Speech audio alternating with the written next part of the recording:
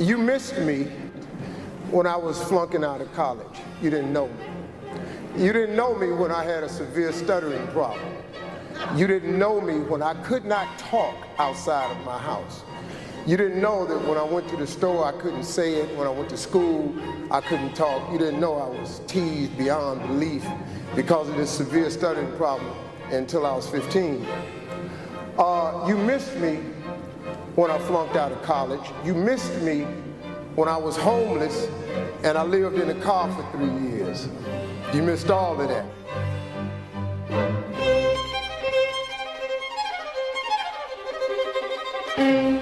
I was born in Miami, Florida, in an area called Liberty City, in an abandoned building on a hard linoleum floor with my twin brother.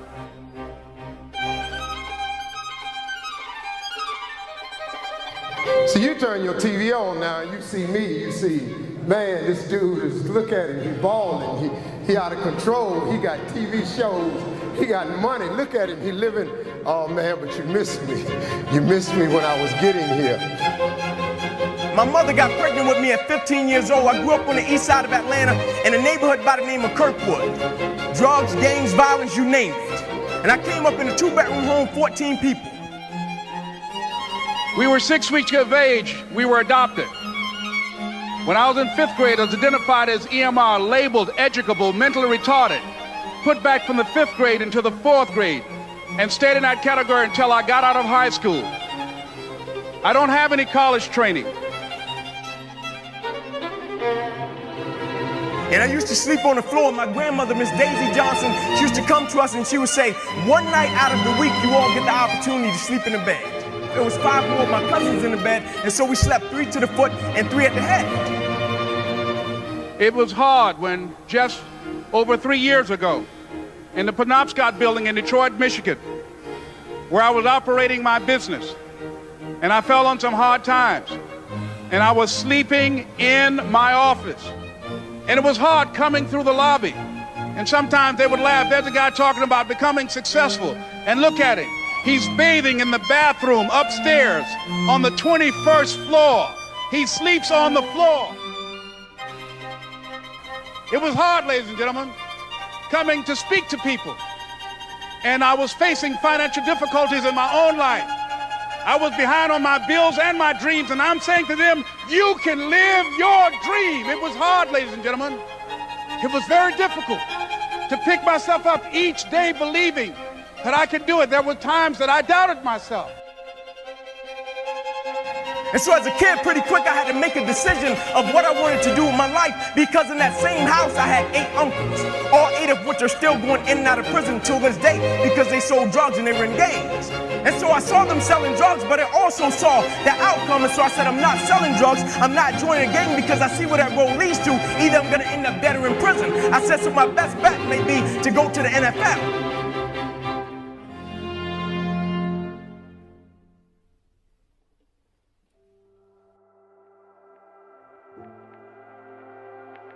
I said, God, why is this happening to me?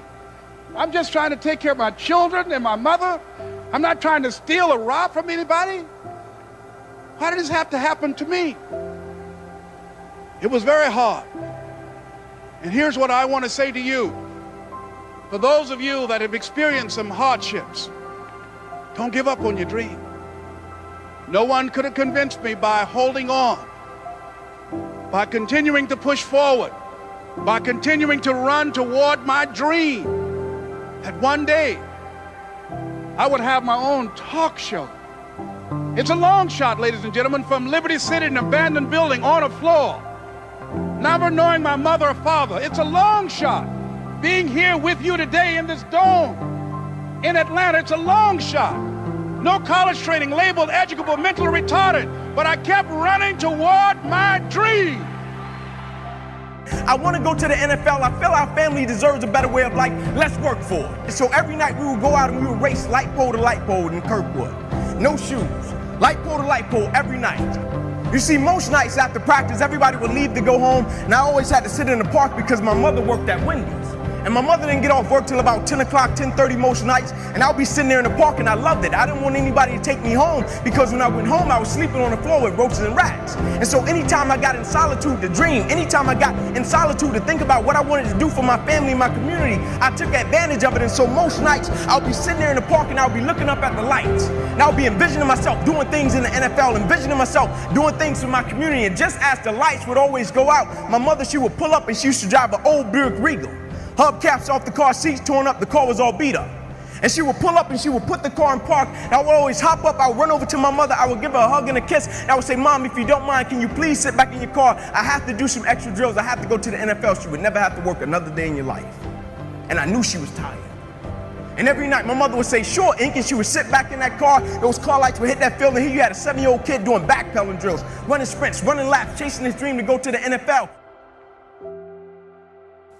My mom, for years, from the time I was 4, 5, 6, 7, 8, 9, 10, 11, 12, 13, I've never saw a woman take so much physical abuse than the way I've seen my mother beaten every freaking day of my life. And I'm helping her, but I can't help her because I'm not strong enough. I don't have the muscle to get these men off my mother.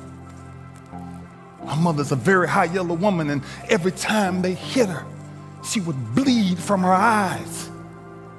And she would walk around for days with sunglasses on in the house. And I said, Ma, I need a deck of cards. Last altercation we got in, my stepfather hit my mama so hard in the face. My stepfather hit my mama so hard in the face, I called her. And I looked at him with this rage and this pain in my eyes.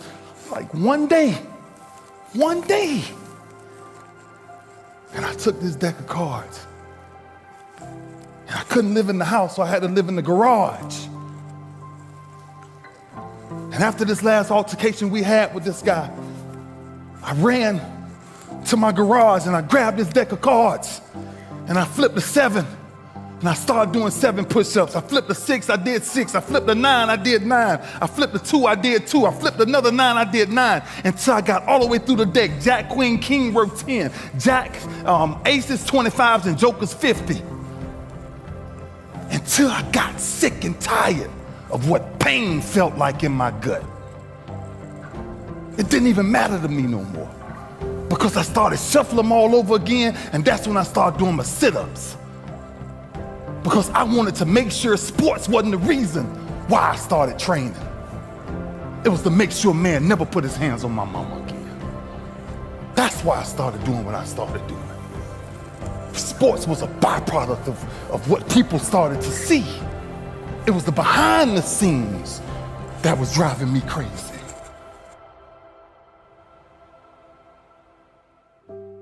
My father was a very abusive, very, very abusive, okay? And I'm a big guy, and my father was a big man. And I was a kid, my earliest memory of my father was him knocking my mother out. Knocking her out. And I felt so helpless when I was a kid that I said, I will never be that helpless, ever. So I said, I gotta get strong.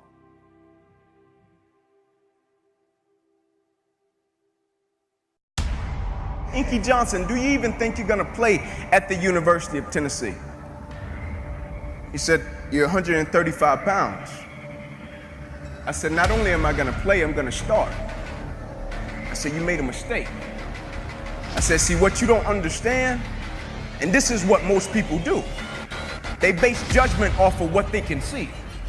But what they don't understand, the moments that make you who you are, the moments that they can't see. You see, anybody can be on their best behavior when somebody is standing over their shoulder, watching them, seeing if they're gonna do what they're supposed to do. But what they're reporting and see, you see, he could see I came from Crim High School. He could see I was 135 pounds. He could see I was 5'9". He could see all of the stats. He could see all of that. But what he never saw was when I was in the park with my mother when I was 7 years old. She was sitting in that Buick Regal at 10:30 at night. What he didn't see was every Saturday morning at 5:30, I was up running 2 miles to a fire station and 2 miles back home. What he didn't see was every time I slept on that floor with ropes and rats with my cousins, I got up every morning, went to school, and never made one excuse. What he didn't see was on Christmas Eve, when a guy came through me and my cousin's window, he stuck a 9mm in a 45 in both our face and took all of our Christmas gifts, and we had to stand on the curb, and our mother told us, y'all just be great. He didn't see that. And those were the moments that made me who I am. And so now his opinion didn't matter. His opinion would never become my reality.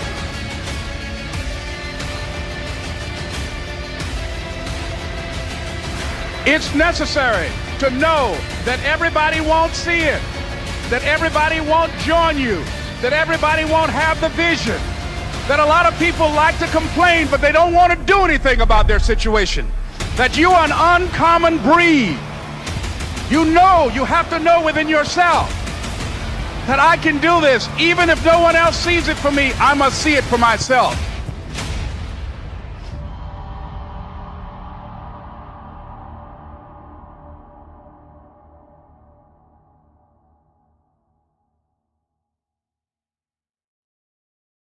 You have to be the hero of your own story, and you can do that. 90% of it is just showing up. Get there and start working. Like, you're not going to feel perfect every day.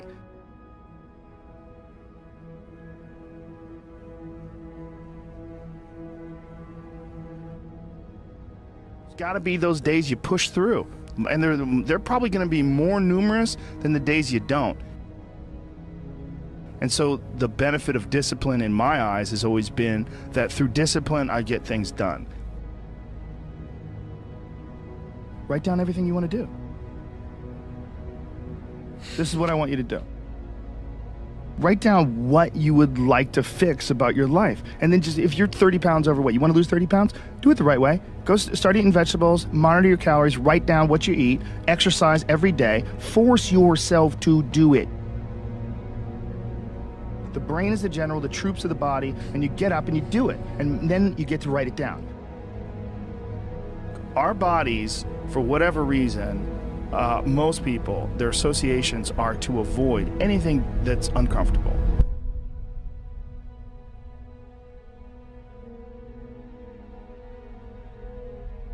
It's so illogical, because when you look at comfort and you look at success and progress and the feelings of accomplishment and of getting past certain hurdles in terms of like how you feel about life, a lot of those are connected to discomfort. Like, discomfort is your friend.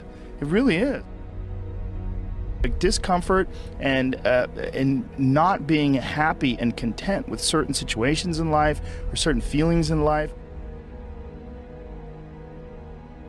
One of the big problems is sitting down and doing the work.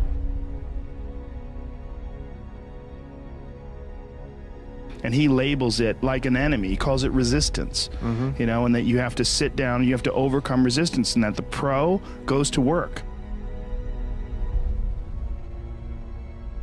And it doesn't matter if you're sick, doesn't matter if you have kids, it doesn't matter what, you're a pro and you go to work. And that just, it puts it in your head that this is what I do.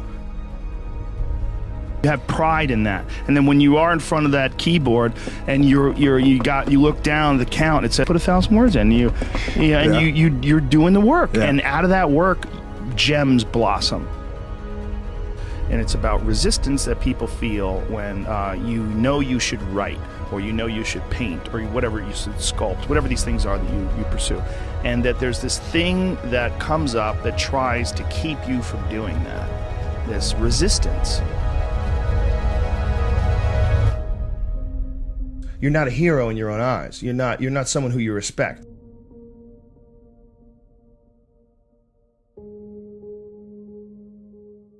You know, you're doing what you got to do to get by, but ultimately you're not respecting yourself. And I think we all have a certain amount of appreciation and respect for hero figures. You know, like we all look at like the guy who never lies and always does the right thing and fucking helps everybody out, and that's the John Wayne character. You know, that's the ultimate hero. And he's like, this is a battle that you will fight for the rest of your life. But the key is to fight it, not to give in. Don't give in to that resistance, just to fight that resistance. And in doing so, every day you do so, you have won the battle for that day. And you will continue to fight that battle. And when you look at your own life and you don't stack up, you're a thief, you stole money from your wife's purse, and you don't want to smoke cigarettes, but you fucking have to, you can't deal with the stress, you smoke, you devalue yourself. You slowly start devaluing yourself. You look at yourself, you realize that if you were judging yourself, you would judge yourself unfavorably. So no matter who you can't pretend you're the hero of your story. You can be the hero of your own story that woke up today. You can be the hero of your own story that at 40 years of age stopped, got out of bed and said, I'm not doing this anymore. Only by my instincts and only by my morals and my ideals and my mind, and I'm going to be dead honest with myself because I'm realizing this is not going to last forever. And I'm going to get myself in shape, and I'm going to eat healthy. And I'm going to do this because this is me now.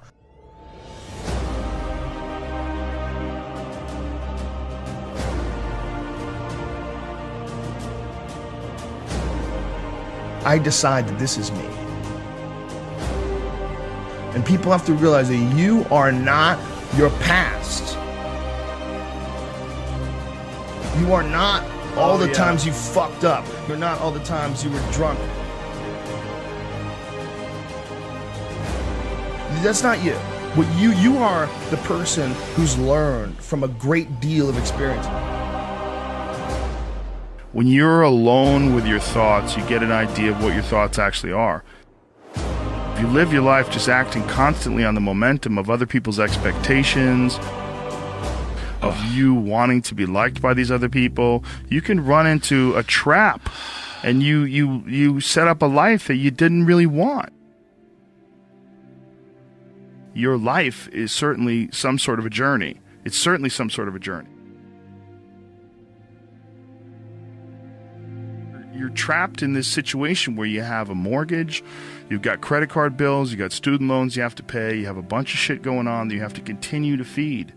And all that, and especially if you have a family and you have to feed them, oh my goodness. Then you're fully locked in. You can't take any chances whatsoever. And oftentimes people make the mistake of getting stuck. And it is just a tactical mistake, just like it would be a mistake if you got stuck on a video game. Just like it would be a mistake if you followed a map incorrectly and you got stuck in the woods.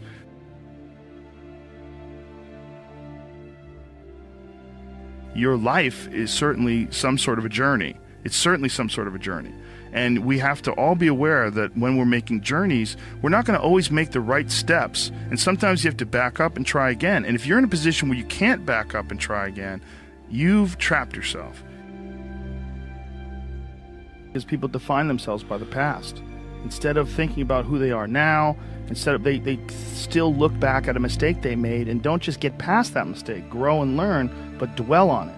Think it defines them. I mean, there's definitely pitfalls in life. You're going to run into them. We all are. No, you can learn and grow if you survive. Somewhere along the line, they didn't face enough of the adversity to realize that there's sometimes you just got to get up and get shit done. There's sometimes where you have to fucking pull yourself up and you have to push forward even if you want to stay in bed. Having that safety net just provided him with a way to stay in bed, kept him weak. Have an opportunity. Every time things go wrong, every time things feel terrible, you have an opportunity to learn from whatever makes you feel terrible and never allow it to happen again. Push forward. The system will set out honeypots for people to get trapped in. The system will set out the ideas of retirement, the ideas of the golden years, providing you benefits, providing you a healthy work environment. Why? Well, because they want people to work for them. They don't want people to realize their own dreams and escape. They want to set it up so that you stick around. Stick around in some sort of an unsatisfying world. It's up to you to see that video game problem, to see that issue as it comes up on the map. And no, I think this is a right turn. To see all the problems that could potentially lay in front of you and calculate your future. And then also look around at all the people that didn't do it and look at the misery that they're in and learn that you don't want to be like them.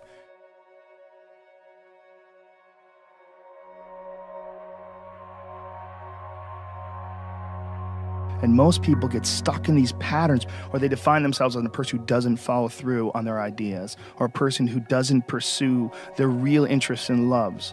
You define yourself by that. Well, I guess I start things and I quit. No, you don't. No, you have started things and you quit. And it gives you a horrible sense of regret that's made you define yourself by that. You don't have to do that. If I look back on anything I've ever done, mistakes I've ever made, paths that something that I put out that I didn't quite think, man, maybe I just waited 3 months before I released that, or maybe I should have, re-edited that blog post a couple more times before I put it online, or things that I've done have driven me crazy, but yelling at someone I didn't have to yell at them for, whatever. But the most important thing is always for all people to recognize that you're not who you were a year ago. You're not who you were 5 years ago. You're not who you were last week. So you gotta regulate how much you dwell on regrets of the past. You really gotta be careful.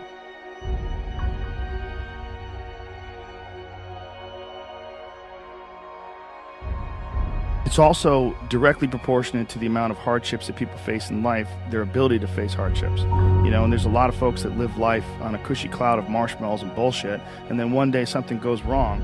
And then look at the people that have kind of taken chances and navigated their way.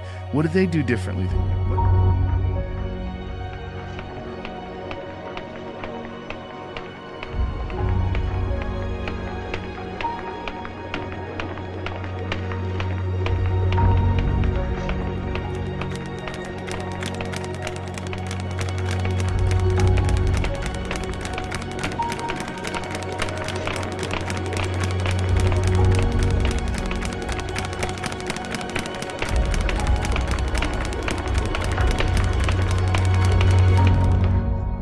What insight into their own mistakes are they willing to delve into that you're not, that you step back and you go, I just don't want to look at myself that closely. But the person who's able to look at themselves the closest is going to get the more rational results. Seize the day. Winning isn't everything, it's the only thing. Do not wait for your ship to come in, swim out to it. When the going gets tough, the tough get going. You miss 100% of the shots you don't take. If you can dream it, you can do it. Wherever you go, go with all your heart. If man has done his best, what else is there? Success is going from failure to fair without losing your enthusiasm. If first you don't succeed, try again. Genius is 1% inspiration, 99% perspiration. I think I can. There's no substitute for hard work. Willing is not enough. We must live the life you imagine. Do or do not. There is no try. Action is the foundational key to all success. Discouragement and failure are the two of the surest stepping stones to success. The cure is not to dream less, but to dream more, to dream all the time. If you don't know where you're going, you will wind up somewhere else. Just do it. I heard those quotes growing up all the time. When I first heard some, I memorized them. Others I wrote down. But not one of them motivated me for more than a day or two. It was a much less inspirational quote that inspired me from a much less famous person. It was a doctor at UCLA. He said, Steve, you've got inoperable tumors all over your liver. Worst case scenario, you have 5 years to live. And I can't control the cards I'm dealt, just how I play the hands. If you need inspiring words, don't do it.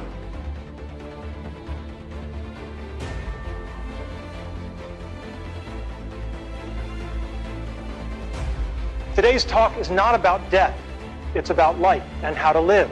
Specifically about childhood dreams and about how you can try to achieve them.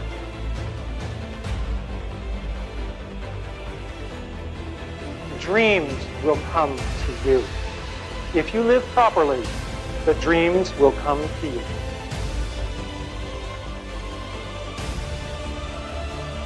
And I was dreaming, always dreaming. It was an easy time to dream. When you turn on your television set and men are landing on the moon, anything is possible. And we should never lose that spirit. Okay, bad news. I had cancer. I was dying. But I got more bad news. You are all dying too.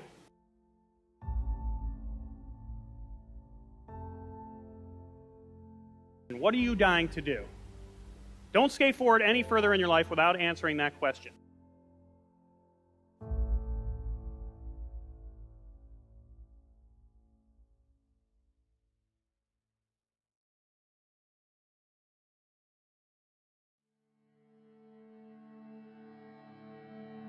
But I've basically just given you all the same diagnosis I was given. Your time is limited. And that's a real diagnosis, so what now?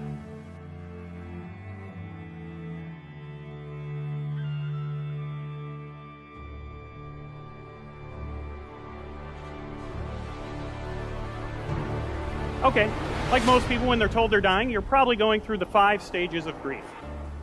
The first stage is denial. I'm not dying, I'm healthy. Stage 2 is anger. Urgh. Stage 3 is bargaining. Okay, we're all dying. Stage 4 is depression. Stage 5, the final stage, is acceptance. Okay, I'm not immortal.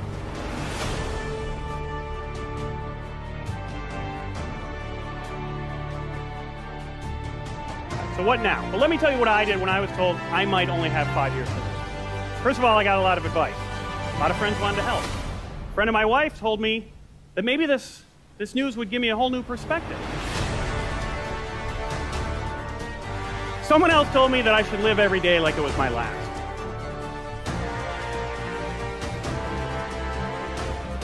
So what were my childhood dreams? Being in the National Football League. This is one of the childhood dreams I didn't achieve. All right? And it's very important to know that if you don't achieve your dreams, you can still get a lot by trying for it.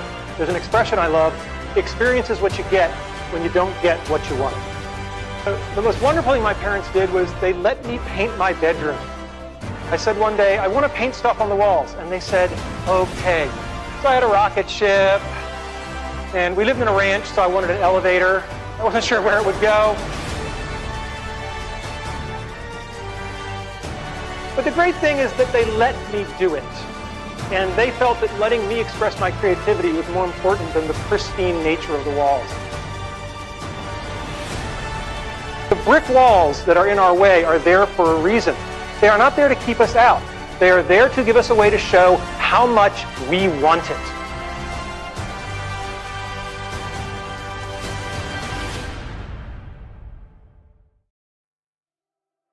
But what I kept coming back to when I had time by myself and no one was giving me advice was my dreams. The dreams I had put aside, the ones that I thought I had plenty of time to reach. But now that I realized I had a finite amount of time, I had to ask myself, what did I want to accomplish? I'm not a worst-case scenario guy, but if I really only had 5 years to live, what was it that I wanted to make sure happened? For me, as a comedian, it was a dream I had since I was 12 years old. It was to perform my comedy on The Late Show with David Letterman. So, let me be clear before I move on. I was a comedian already, okay? I was making a living at it. No day job, full-time comedian, making a good living in comedy clubs, colleges, corporate events around the world. That was a pretty big feat in itself.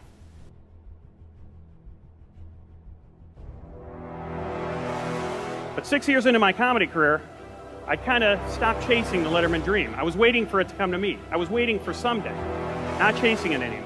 And that's a very important lesson for all of us mortals here today. Someday isn't on the calendar. Friday, Saturday, Sunday, it's on there about 4 times a month. No someday. But when it comes to our dreams, it's probably the busiest day of the week is someday, right? So learning that lesson, I just decided that I was going to refocus my attention back on that dream. I was going to pull out all the stops, and I gave myself a goal of getting on Letterman within 1 year. I was going to make someday happen. I started yelling my dream to anyone who would listen. Started calling in every favor I was owed. I found out everyone who worked on the show and begged them to help me get an audition. I even started asking people at comedy clubs after they'd seen me to email the show and beg Dave to book me.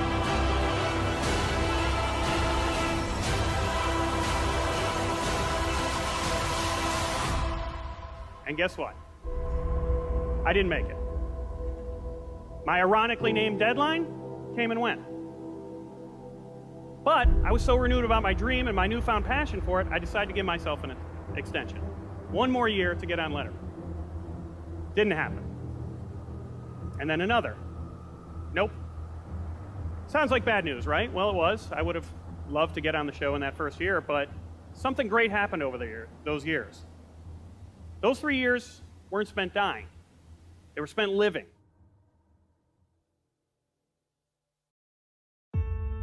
Living a dream. And let me tell you, there is something, if you've ever chased a dream, you know that it lights a fire in your heart. That whether you reach it or not, it warms everyone around you and everything around you. So I decided, you know what? I'm going to keep going. Because that dream is so important. You can't wait for someday to happen. You need to make things go out. Wouldn't the world be a better place if we're all inspired? If the world wasn't full of uninspired people? I know I felt better when I was inspired. But why do people stop chasing their dreams? I don't think people choose to be uninspired.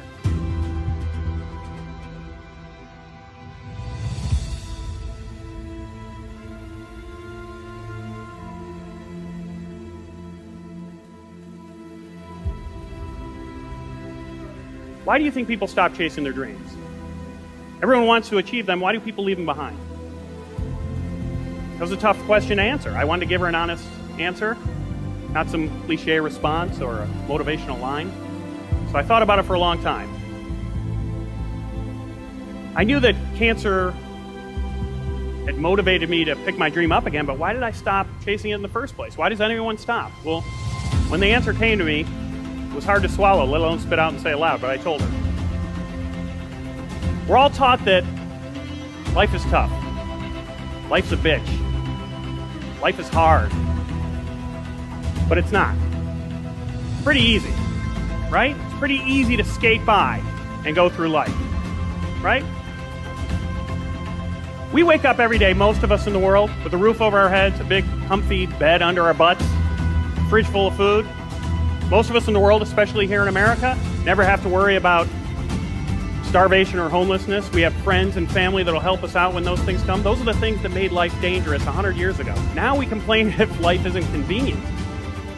This isn't a statement on modern society. This is a statement about motivation. Life is easy. It's easy to skate by.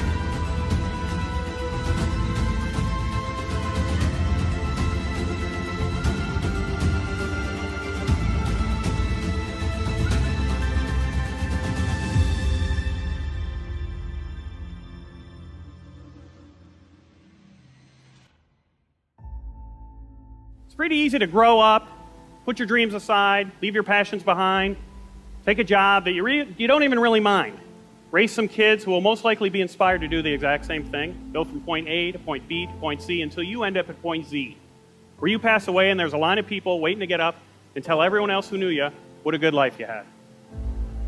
Nothing bad about that, nothing wrong with that, but nothing great about it, nothing inspiring about that. It's easy to look at a dream as something way off in the distance, something that might or might not be accomplished, a thing, an object, a goal, a thought that runs through our mind every now and then, a noun. But dream is also a verb.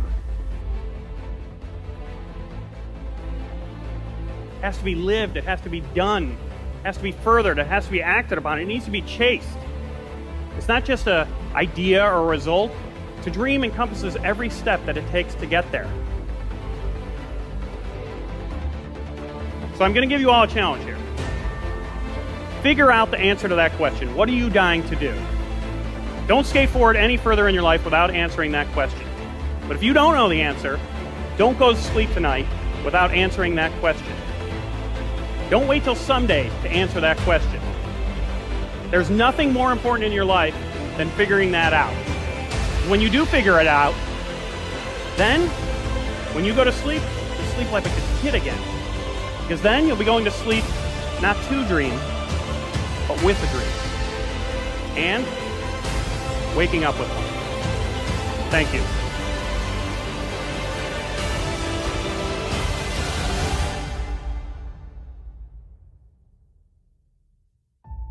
I told you about my dream. I didn't reach my my Letterman dream by my deadline or my extended deadline. Nope.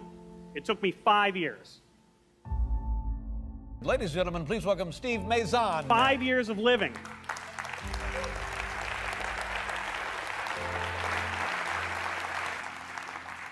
Five of the years of living for that dream. And I was very lucky. My tumors during that time, they didn't grow. I stayed healthy. But I had that wake-up call, and I'm giving you all the same wake-up call. We're all dying. But if you're not chasing your dream, you're already dead. I don't think complaining and whining really solves the problem.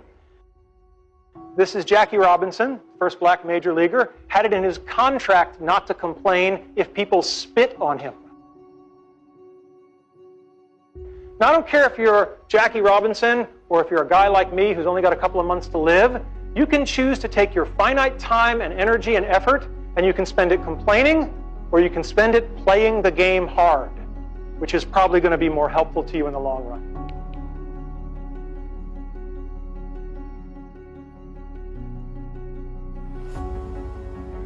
The talk isn't just about how to achieve your childhood dreams. It's much broader than that. It's about how to live your life. Because if you lead your life the right way, the karma will take care of itself.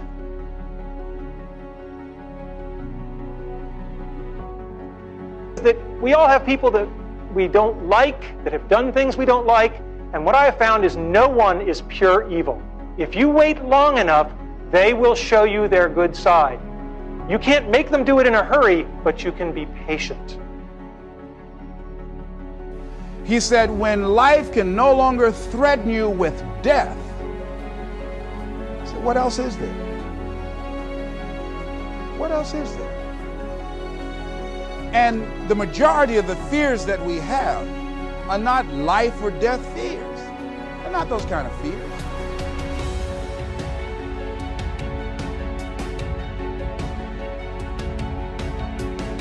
If you want to begin to move, you've got to clear your mind of all the unnecessary luggage and baggage that's weighing us down.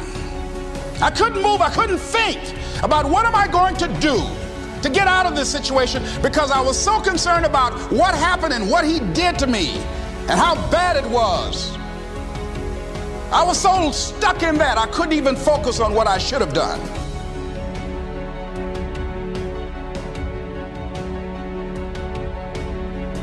So what's the worst thing that they can do to you?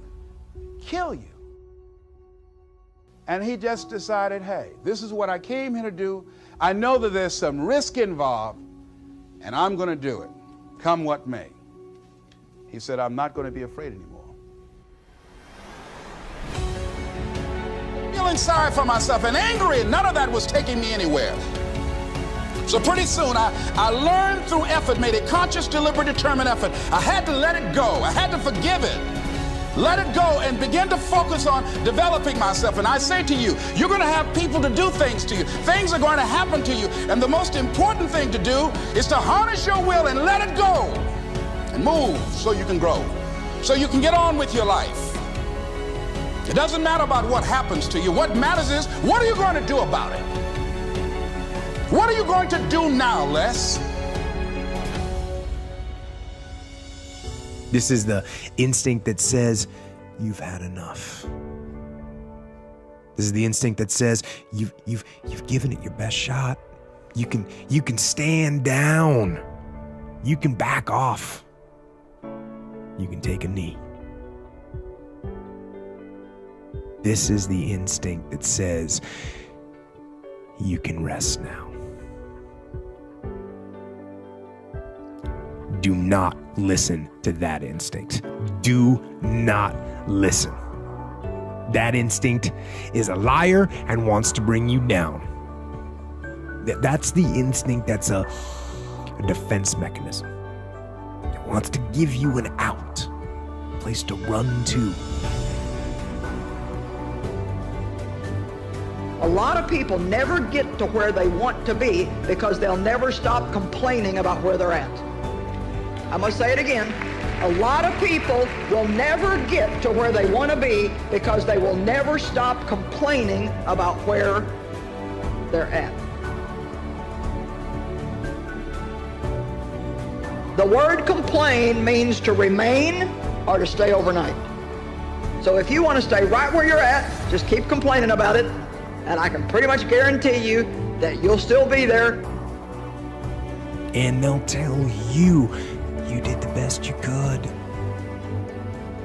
No, they'll say the deck was stacked against you.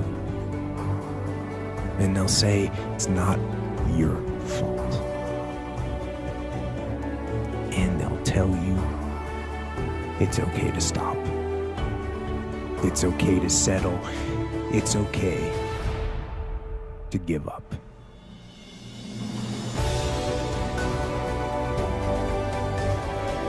And that is the instinct you need to fight. You need to push back, to smash into the ground. Do not take the easy way out. Do not give up based on instinct. If you are forced to stand down, to retreat, so that you can rebuild and reattack, so be it. But make that decision based on logic, not on the instinct of surrender and defeat. Get up. Go. Fight on. You know my history. I've been sort of on all sides of my journey. You know, I didn't have success very early, and I went through some very dark times. And you know what I mean? One thing I kept doing is, you know, inspiring myself, looking for inspiration and growing, and it hasn't stopped, and I want to keep doing that. And I also want to inspire others. You know, there are millions of me sitting at home right now, and they don't know it, and it's just good to be able to get this sort of platform to sort of say, come on man, go for it. So listen man, no speed. Yes, I don't do things for money, and I've been broke most of my life. So because of that, I can't sort of suddenly go, I need to do a job just to get some cash, you know what I mean? I know that's a lot of times it is people's motivations because people need to eat, but in my position, I've been poor most of my life, so now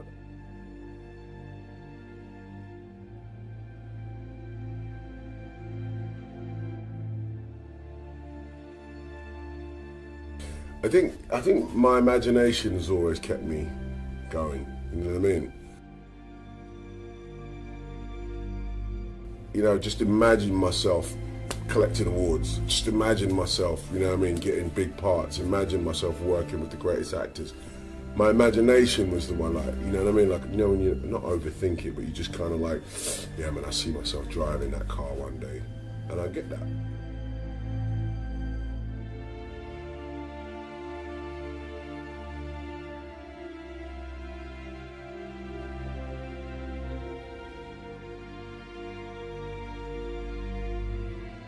Actually, if I can see myself doing it, I could probably do it. So you can't bottle that up and sell it to someone. You either can do it or you can't, but everybody can imagine themselves, you know what I'm saying?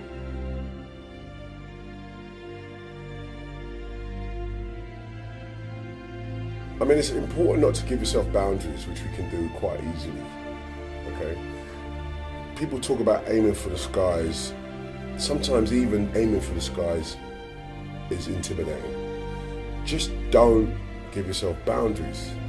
Your sky and my sky might be different, you know what I mean? But neither of us will touch the sky if we give ourselves boundaries, you know what I mean? Whatever your sky is, whatever your biggest dream is, I might have already touched that, you know? So in other words, what sky? Where does the sky end? I'd rather people go, you know what, I'm not gonna restrict myself to going, I can only do this, or I can only do that, or I have to do it this way, or I have to do it that way.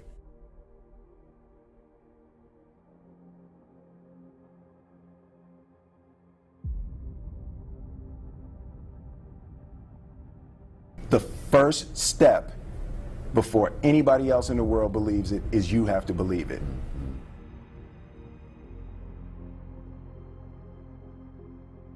There's no reason to have a plan B because it distracts from plan A.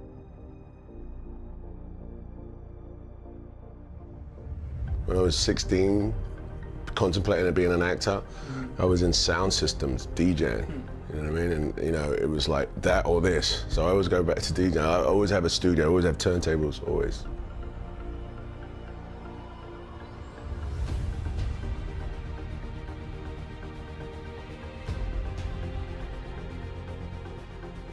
Been doing it a long time, you know what I mean? And there was a drive to be famous, to be, you know, that pinnacle, to be that guy.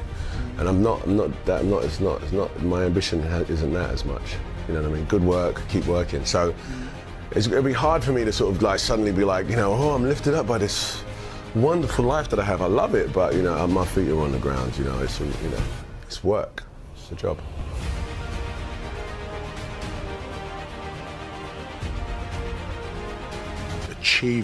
Achievement is inspirational to me, you know, people doing it. Someone that on Monday didn't know how to do this and by Friday can do it. That is an inspiration to me. I'm not afraid to fail. I'm not afraid to fall over, make a mistake. That oftentimes cripples people on the onset of getting into anything. The first time I ever picked up the DJ decks was horrible now, but I'm not afraid of that. I'm not afraid of that feeling. It actually propels me and works quite the opposite.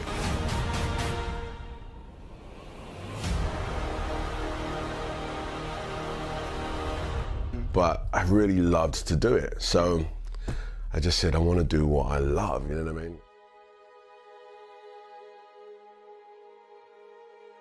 Like I can do 18, 22 hours a day easily.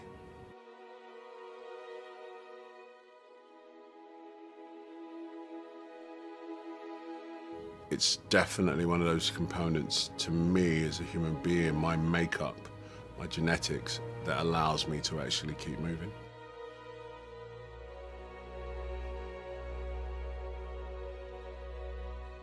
I'm a veteran at being able to look at an opportunity and go, is that going to take me further or not? You know, some people don't have that. You won't. It's something you develop. You know, that's why most times out of 10, any head of a company has been doing it for a long time, because they inherently can make a decision in the blink of an eye. But you have to learn that.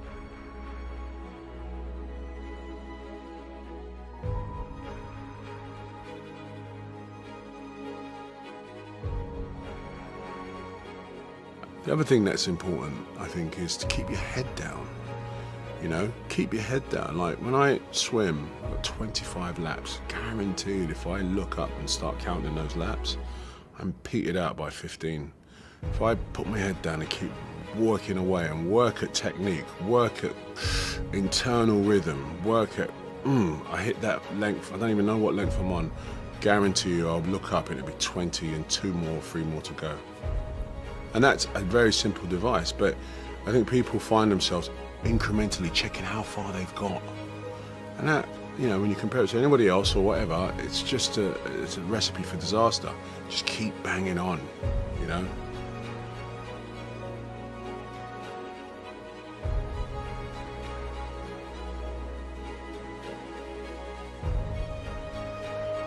Mountain climbers would probably tell you the same thing, you know, there's no point looking. The difference between climbing 100 feet and climbing 500 feet is a point of view.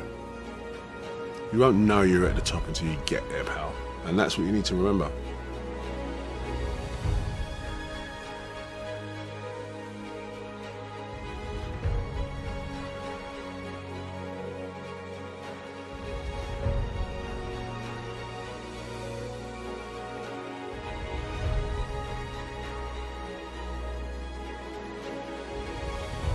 You know, just get in there. Just don't look down.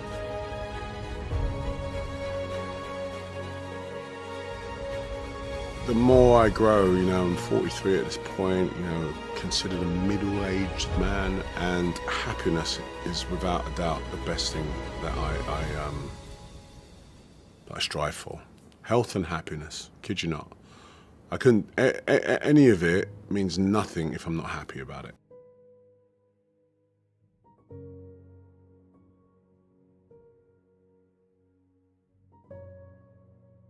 My breakthrough was actually deciding I wanted to be an actor and go into a drama college. Not a drama college, I did a performing arts course. It changed my life. It turned my dreams into a reality. It gave me an actual, tangible target to go, oh, actually, I could do this. That was my breakthrough, because it was a breakthrough of my mind.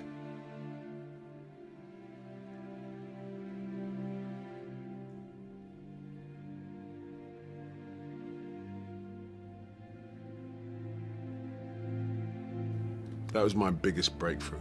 Of course, there have been numerous breakthroughs over my career and my life, which I'm all proud of, but none so much as that realization that I want to be an actor. To thrive in whatever you do, please understand your terrain. Know what your target is. Don't guess it. Be as clued up as the next man, because that's your petrol. That's your fuel to get you moving. If you don't know where you're going, what your targets are, you're never going to get there, period. Work hard, sleep less.